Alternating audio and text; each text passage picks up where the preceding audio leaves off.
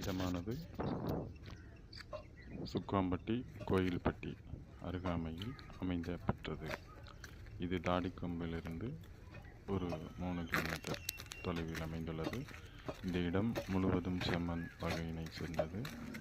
இதில் ஒரு கிணறும் மற்றும் ஃப்ரீ சர்வீஸும் உள்ளது. நீங்கள் தோட்டமாக நன்றாக பயன்படுத்தி கொள்ளலாம்.